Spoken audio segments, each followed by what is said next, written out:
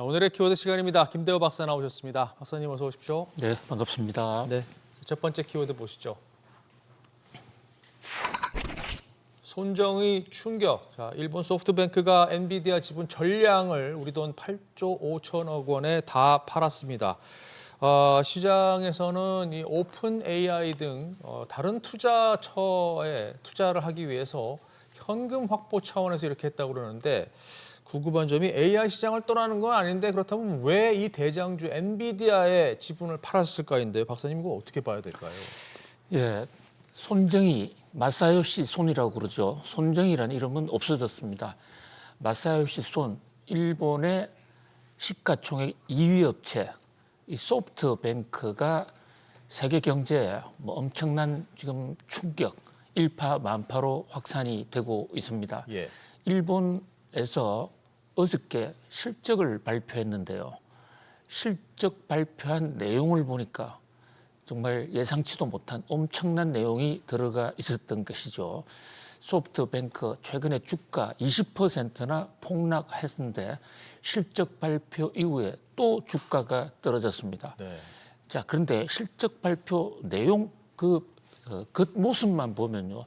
순이익이 전년 대비 2배나 급증을 했다. 이것은 주가가 대폭등할 요인이지 않습니까? 예. 그런데 안을 들여다보니까 엔비디아 주식을 팔았다. 여기서 엄청난 이익이 나온 겁니다. 엔비디아 지금 주가가 많이 올라가 있으니까 엔비디아 옆에 스치기만 해도 돈을 많이 벌었겠죠. 손정의 회장 약 몇 년 전에 자기가 엔비디아 주식을 갖고 있다가 너무 빨리 팔아서 크게 후회하고 있다. 이래서 세계적으로 화제를 모은 적이 있는데 예. 그 후회하고 있다라고 하면서 그 이후부터 주식을 살금살금 사모아서 불과 한 달 전까지만 해도 3,210주가 있었습니다. 이 주식을 전부 다 매도했다. 이것을 아무한테도 얘기를 하지 않았는데 실적 발표에 뒤늦게 이게 나타난 겁니다. 최근에 엔비디아 주가가 그렇게 썩 좋지 못했던 이유가 이 마사요시 손에 소프트뱅크 비전 펀드가 주식을 대량으로 팔았던 게 한 요인으로 작용했다 이렇게 볼 수가 있는데요. 금액은 무려 우리 돈으로 8조 5천억 원어치를 팔아서 실탄 8조 5천억을 챙겼습니다. 네. 주당 181달러에 팔았고요. 그래서 여기서 매입 단가를 빼면 투자 이익만 23억 달러, 우리 돈으로 3조 3,600억 달러의 엄청난 이익을 남겼습니다. 그런데 시장에서는 자, 두 가지 측면을 보고 있습니다. 첫 번째, 아니 잘 나가던 엔비디아를 왜 팔았을까? 그러니까요. 들고만 있어도 주가가 더 오를 텐데 그만큼 지금 손정의 회장의 소프트뱅크가 어렵나 하는 이런 의혹을 일단 제기를 하게 이르렀고요. 또 하나는 손정의 회장 돈이 그렇게 어렵지 않다면 다른 쪽에서도 돈을 얼마든지 조달할 수 있을 텐데 엔비디아 그것도 한두 개도 아니고 아예 전량을 팔아서 이제 한때 손정의와 젠손황의 동맹이라는 얘기도 나왔는데 여기서 완전히 손 틀고 나온다? 그렇다면 엔비디아가 이제 정점에 달했다고 판단한 건가? 엔비디아 희망 없다고 본 건가? 뭐 어느 경우이든지 간에 엔비디아로서는 날벼락이고 엔비디아 주가가 떨어졌습니다. 물론 손정의 회장의 엔비디아 주식 매각은 한 달 전 상황이기 때문에 예. 시장에 직접적인 충격은 없었습니다. 네. 다만 심리적으로 이 엔비디아를 틀고 떠나는 손절하는 그런 투자의 신이 있구나라는 점에서 그 배경을 둘러싸고 지금도 설왕설래가 되고 있는데요. 예. 공식적인 얘기 소프트뱅크의 재무 총책임자는 오픈 AI에 투자하기 위해서 돈을 마련한 것이다. 오픈 AI 잘 아시는 대로 지금 인공지능 챗 GPT 만들고 있는 것입니다. 여기에 스타게이트라는 프로젝트 하면서 엄청난 돈을 투자해왔고 앞으로도 투자하는 계획을 밝혀놓고 있는 상태인데요. 자, 그렇다면 이 오픈 AI에서는 과연 수익성을 얼마나 있느냐. 지금 오픈 AI가 이익 전환, 현재 엄청난 적자를 보고 있거든요. 이익 전환할 예상 연도가 2029년입니다. 이것은 올트만이 직접 밝힌 내용이에요. 네. 한때 올트만이 지금 인공지능이 어렵다, 버블이다, 뭐 이런 얘기를 한 적이 있는데 사실 올트만 요즘 돈이 없어서 전 세계를 아주 돌아다니면서 여러 군데 지금 자금 펀드레이징을 하고 있습니다. 그 중에서 가장 큰 이제 백기사가 지금 소프트뱅크인데 그 돈이 엔비디아 걸 빼가지고 오픈 AI를 갖다 준다. 이것은 마치 엔비디아가 자신의 돈으로 오픈 AI에 투자금을 줘서 오픈 AI들을 자신의 GPU를 더 사가도록 하는 이른바 순환적 출자. 뭐 이게 사실 오픈 AI 때문에 이 AI 거품론이 발화되는 하나의 계기가 됐습니다만은 또 하나의 돌려막기 아니냐라는 얘기가 있는가 하면 또 한편에서는 그런 AI 버블이라기보다는 손정희 회장의 특성상 본인이 젠슨왕에 끌려다니는 그런 AI 투자하기보다는 내가 직접 한번 주도해 보겠다라는 그런 생각으로 오픈 AI의 최대 주주로서 오픈 AI를 중심으로 소프트뱅크가 한번 커보겠다는 그런 엄청난 전략을 담고 있는 것이다. 해서 이번 엔비디아 주식 매각 조처가 뭐 일방적으로 이 AI 거품을 얘기하는 것은 아니다라는 설이 아주 그 팽팽히 맞서고 있습니다. 본심은 마사요시 손한테 직접 물어봐야 알겠습니다만은 일본의 소프트뱅크라는 데는 사실 스스로 인공지능이나 첨단 기업을 하지 않는, 그러니까 회사가 보통 우리가 얘기하는 삼성전자나 엔비디아 같은 이런 개발업체나 제조업체하고는 성격이 완전히 다릅니다. 눈치 보다가 되는 쪽에 돈 투자하는 하나의 투자 기업이거든요. 예. 그 투자를 잘했다. 이래서 마사요시 손이라는 얘기가 나오고 있는데 그 아버지가 일본에서 파친코 해가지고 엄청난 돈을 번 사실 도박의 신이기도 하지 않습니까? 그렇군요. 그런 각도에서 볼 때 냄새를 가장 잘 맡는다. 그래서 오픈 AI 쪽에 투자함으로써 엄청난 돈을 벌 것으로 기대하는 분들도 있는데 네. 지금 오픈 AI가 엄청나게 투자는 하고 있는데 이익은 엄청나지 않고 있습니다. 계속해서 적자거든요. 네. 왜냐하면 오픈 AI가 돈을 벌 수 있는 수익 모델이 별로 없습니다. 챗GPT 하나 있는데 챗GPT 혼자서 하는 게 아니라 지금 마이크로소프트나 구글하고 경쟁 관계인데 기본 플랫폼이 구글이나 마이크로소프트가 훨씬 더 많이 깔려 있기 때문에 과연 오픈 AI에서 얼마나 돈을 벌 수 있을 것인가. 어쨌든 손정희 회장의 거대한 한 판의 성부수가 시작됐다. 이렇게 볼 수 있겠습니다. 박사님 보시기에 엔비디아에는 뭐 그닥 큰 영향이 없을 거다 이렇게 보시는 건가요? 아니면은 영향이 휘청할 거다 이렇게 보시는 건가요? 어느 쪽이십니까? 글쎄요. 그게 손정희 회장이 엔비디아가 정말 잘 된다고 그랬으면 다른 돈도 많고 또 돈을 조달했을 수도 있는데 엔비디아가 피크가 되지 않았느냐라고 배팅을 했다 이렇게 볼 수가 있는데 그러나 이 과연 어디가 피크냐 피크아웃이냐 이것은 뭐 하늘도 잘 모른다 네. 이렇게 그 함부로 예단하기는 어렵다고 볼 수 있겠습니다. 알겠습니다. 자, 다음 뉴스 키워드 보시죠. AI 버블 사기극. 자, 이런 와중에 마이클 버리는 또 가만히 있지 않았습니다. 지난주 AI 거품론 촉발시킨 이후에 이번에 또 하이퍼스케일러들이 실적 부풀리기에 나서고 있다. 그래서 이게 사기극이다라고 경고를 했는데 감가상각비를 축소해서 과대 계상했다. 그러니까 실적을 과대 계상했다. 이렇게 지금 주장을 하고 나섰습니다. 이 상황은 또 어떻게 봐야 되는 건가요? 네, 마이클 버리가 아마도 우리 SBS의 모닝벨을 듣고 있지 않느냐 그런 생각을 해봅니다. 저희들이 인공지능 버블이냐 아니냐를 판단하기 위해서는 이 밸류에이션 지표 PER을 봐야 되는데 PER도 단순히 숫자만 볼 게 아니라 거기서 이익이 나면 현재 PER 지수가 높아도 과열이라고 볼 수 없다.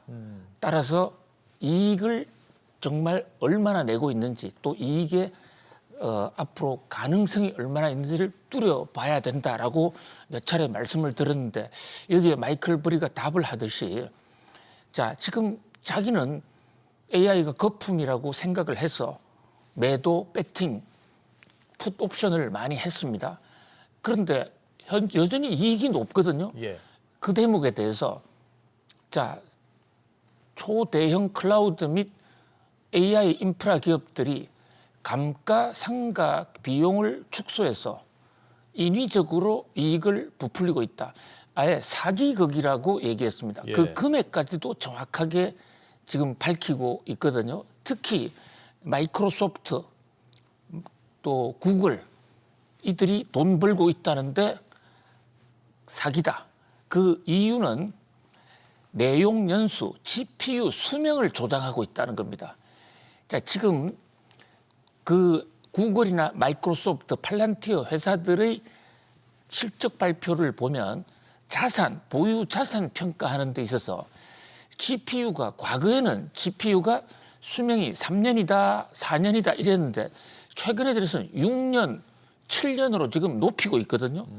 자, 이런 거 우리 실적 발표할 때 이 대목을 잘 봐야 됩니다. 지금 그래픽에 보시다시피요. 오라클, 아마존, 마이크로소프트, 구글, 메타 2020년만 하더라도 GPU가 수명이 3년이다 했지 않습니까? 그런데 지금 6년으로 대부분 가장 적은 것이 5년이에요. 예. 자, GPU가 성능은 좋아졌습니다. 그런데 지금 GPU나 또 관련 장비들의 그 수명은 훨씬 줄고 있습니다. 한번 엔비디아를 볼까요? 엔비디아가 후퍼 시리즈 만들다가 처음엔 한 2, 3년 텀을 갖고 그 다음 블랙웰로 간다고 발표했고 또 그 다음에 루빈 이것도 1년 반 정도의 텀이 있는데 지금은 6개월 단위 또는 7개월 단위로 뉴 버전을 계속 발표하고 있습니다. 예. 그러면 후퍼 시리즈의 저사양이 루빈이나 블랙웰 고사양 시리즈에서 별 의미가 없습니다. 그런 각도에서 볼 때 오히려 수명을 줄여야 되는데 수명을 더 늘린다. 이게 분식회계의 이익 부풀리기에 가장 악질적이고 가장 흔한 방법 중에 하나다. 아예 마이클 버리가 이렇게 주장하고 나섰습니다. 예. 일주일 전에 팔란티어의 CEO가 마이클 버리가 미쳤다. 왜 이렇게 수익이 좋은 팔란티어 같은 회사에 풋 옵션을 치느냐 해서 정식으로 이 팔란티어를 공격하지 않았습니까?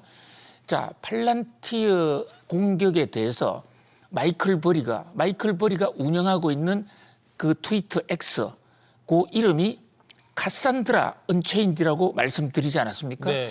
이 카산드라 언체인지에 저는 하루에도 몇 번씩 이래 들어가는데 이 안에 글이 너무 어려워서 해석이 좀 잘 안 되는 측면도 있어요. 아주 단문이고. 그런데 어쨌든 이분이 이제 마이클 버리가 작심하고 회계 조작을 본격적으로 거론하고 나선 것입니다. 예. 이 마이클 버리의 주장이 맞다면 PER 지표가 지금보다도 훨씬 더 높다라고 볼 수 있는 거 아니에요. 왜냐하면 PER이라는 게 주가를 이익으로 나누는 건데 실제 이익은 감가상각을 하게 되면 자산 가치를 빼줘야 된단 말이에요. 네. 그런데 감가상각을 안 하고 우리 기계 더 쓸 거다. 이런데 실제로는 더 안 쓰고 있어요. 왜냐? 루빈, 블랙웰 새로운 게 나오는데 어떻게 과거 후프 시리즈를 내년, 내후년에도 쓸 수 있겠습니까? 이게 첨단 기술의 과학 기술 템포가 빠른 기업에서 가장 흔한 이제 이익 부풀리기 기법 중에 하나인데 이것은 회계사들도 잘 몰라요. 회계사들도 이 GPU를 몇 년 쓸 건지 뭐 과거에 3년 썼는데 성능 좋아졌으니까 6년 쓰겠다 이러는데 실제로 내후년 가보면 그 수명이 1년 반으로 줄어들었을 수도 있거든요. 네. 누구의 주장이 옳은지 우리가 속단하기는 이릅니다만은 어쨌든 다시 한번 이 AI가 버블이냐 아니냐를 판단하기 위해서는 진정한 이익이 늘어나고 있느냐, 예. 늘어날 것으로 예상되고 있느냐, 이 대목 같이 한번 주의 깊게 살펴보고요. 네. 그 변동이 있으면 우리 시청자님들 즉각 알려 올리겠습니다. 알겠습니다. 그러니까 뭐 신제품이 나온다고 해서 바로바로 교체해야 되는 건 아니니까 이 상황은 좀 논란이 박사님 말씀대로 논란이 좀 있을 것 같습니다. 자, 다음 뉴스 키워드로 넘어가겠습니다. 젠슨 황 아픈 손가락. 자, 코어위브 얘기를 좀 해볼까 하는데요. 자, 엔비디아가 투자한 회사로 유명한 것이죠. 이 코어위브 실적 아주 좋게 나왔는데 주가는 밤사이에 16% 넘게 폭락을 했습니다. 왜 이런 상황이 발생했을까요? 예, 코어위브란 회사가 젠슨 황에게 어떤 의미를 주는가부터 따져볼 필요가 있습니다. 네. 엔비디아가 투자한 회사 많아요. 뭐 그중에 성공한 회사도 있고 실패한 회사도 있고 그런 one of them이 아닙니다. 코어위브에는 젠슨 황이 운명을 걸었다라고 볼 수가 있습니다. 지금 코어위브 원래 이더리움 채굴 업체였습니다. 정말 덧보잡 회사였는데요. 여기에 엄청난 돈을 투자해서 지금 엔비디아가 보통주를 기준으로 하면 대주주예요. 최대 주주예요. 예. 물론 마이클 인트라토라는 창업주가 황금주를 가지고 있기 때문에 의사결정에서는 아직도 마이클 인트라토가 세긴 합니다만은 어쨌든 엔비디아의 직접 계열사라고 볼 수가 있어요. 예. 지금 이 코어위브가 갖고 있는 가장 큰 장점은 엔비디아가 선언했습니다. 엔비디아 GPU 나올 때 우선적으로 코어위브가 원하는 것은 무조건 우선 준다. 그 조건을 계약을 체결했어요. 그러면서 투자를 한 것이거든요. 우리나라 지금 GPU 하나 받으려고 GPU 준다고 그러니까 깐부 치킨에 우리나라 재벌 총수들이 총출동해서 형님 하고 이렇게 그 정말 액을 복걸하는 모습 전 세계가 목도하지 않았습니까? 그런데 코어위브는 자기들이 찍는 GPU 달라 그러면 무조건 주기로 계약이 체결돼 있습니다. 갑 중에 갑이다 이렇게 볼 수가 있고요. 지금 현재 코어위브가 나스닥 상장한 지 지금 1년이 채 안 됐어요. 네. 근데 최근에 가져가서 보유하고 있는 GPU가 30만 장이에요. 자, 우리나라가 앞으로 5년간 받기로 한 삼성, SK, 네이버, 현대차 네 회사가 받기로 한 게 26만 장입니다. 예. 그거보다 더 많이 갖고 있는 회사예요. 그런데 이 회사의 실적이 예상보다 좋지 않은 겁니다. 그러니까 이게 뭐 하는 회사냐? 클라우드 회사거든요. 그 엔비디아의 GPU를 갖고 그걸 가지고 인공지능 교육시켜 가지고 그래서 거기서 클라우드 서비스를 하는데 지금 클라우드 서비스 하는 곳이 구글, 아마존, 또 마이크로소프트 등이 있지 않습니까? 예. 그것보다도 훨씬 차원 높은 걸 한번 해보겠다 해서 엄청난 돈을 투자한 젠슨 황의 차세대 전략이 지금 잡혀 있는데 매출은 늘어났어요. 매출은 늘어났는데 그 엔비디아의 젠슨 황의 전략은 전혀 지금 실현되고 있지 않다. 이런 지적이 나오면서 주가가 16% 떨어졌는데 물론 뭐 주가라는 게 하루에도 몇 번 떨어지고 오를 수 있는 것이니까 일비할 필요는 없습니다. 그러나 엔비디아의 야심작. 자, 엔비디아 입장에서는 반도체 만드는 것은 세계 1등인데 그 반도체를 팔아야 되는 거 아니죠. 파는데 구글이나 이런 회사도 믿을 수 없으니까 자신이 직접 한번 팔아보겠다. 교육시켜서 팔아보겠다는 엔비디아의 차세대 전략이 아직까지 지금 가동이 되고 있지 않다. 네. 이런 점에서 앞으로 우리 코어위브, 코어가 핵심으로 짠다 이런 뜻인데 코어위브 상장사입니다. 이 회사 실적도 엔비디아의 전망과 관련해서 같이 좀 지켜볼 필요가 있겠습니다. 알겠습니다. 자, 오늘 마지막 뉴스 키워드 보시죠. KDI 경고. 자, 국책연구기관이죠. 한국개발연구원이 어제 성장률 전망을 발표를 했는데요. 뭐 높게 잡았습니다. 그런데 이제 저 주목해 봐야 될 부분인데 경고성 메시지가 나왔는데요. 반복적인 이 경기 부양으로 인한 재정 적자의 만성화에 유의해야 한다. 정부에게 날리는 좀 경고성 메시지인 것 같은데요. 어떻게 보셨습니까? 네, 지금 국회에서 내년도 예산안 심의가 한창인데 참 의외로 우리 국민들은 이 예산안에 대해서 관심이 별로 없는 것 같아요. 우리 돈 가지고 나라 꾸리는 거고 또 그거 잘못 꾸리면 그 피해는 우리한테 돌아오고 잘 꾸리면 혜택을 우리 후손들이 받게 됩니다마는 KDI가 아주 신랄한 경고를 내놨습니다. 정부 기관의 경고 상당히 이례적인데요. 그동안에 역대 정부 반복적 경기 부양하고 소비 쿠폰 발행하고 이래서 재정 적자가 만성화되는데 이것 좀 조심하자. 이렇게 메시지를 날리고 있습니다. 이런 식으로 하면 우리 국가 부채 비율 156%까지 올라간다. 자, 미국이 120%니까 우리 걱정 없다. 이런 시각들도 있어요. 그러나 미국은 기축통화국입니다. 우리하고는 차원이 다르단 말이죠. 더더군다나 우리 지금 재정 적자 비율이 내년에 처음으로 40%가 넘어갑니다. 재정 준칙 그러니까 4%요. 재정 준칙도 깨버렸는데 자, 특히 네 가지 대목을 집중적으로 지목을 했습니다. 이 대목도 하나하나 또 시간을 봐가면서 더 떠드리겠습니다. 알겠습니다. 자, 오늘 짚어본 뉴스 키워드 다시 보시죠.